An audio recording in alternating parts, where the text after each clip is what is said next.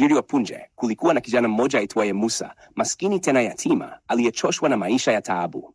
Siku moja akiwa sokoni alisikia watu wakinong'ona juu ya mganga maarufu kijijini anayeitwa Mzee Kitunza, anayetoa utajiri kupitia kafara la ajabu. Walisema, ukimwendea na kuku wako akikidonoa punje za mahindi maalum, utapata utajiri usiokwisha. Musa akajua huo ndio wokovu wake.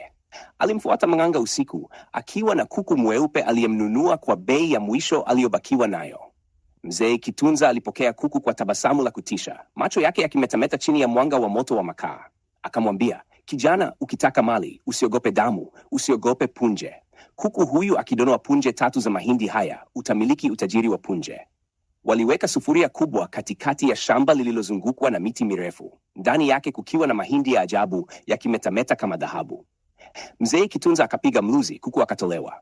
Kuku akasogea taratibu, akainua kichwa, kisha akaanza kudonoa punje ya kwanza. Upepo ukavuma ghafla, majani yakaogofya. Punje ya pili, ardhi ikatetemeka kidogo, na usiku ukajaa kelele za ndege wa ajabu. Wakati akikaribia kudonoa punje ya 3, kuku akasimama, macho yake yakabadilika kuwa mekundu kama makaa. Musa akaanza kuona picha, majumba, magari, sarafu za dhahabu zikimiminika. Alijua muda wake wa kupata utajiri umefika. Lakini kabla kuku hajadonoa punje ya mwisho, Mzee Kitunza akamwambia kwa sauti nzito, kumbuka kijana, kila punje ni nafsi na kila utajiri ni mzigo.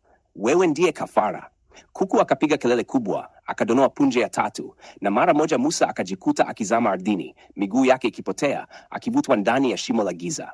Sauti ya mganga ikavuma, sasa utajirika, lakini utajiri wako ni wa punje. Ukidonoa moja,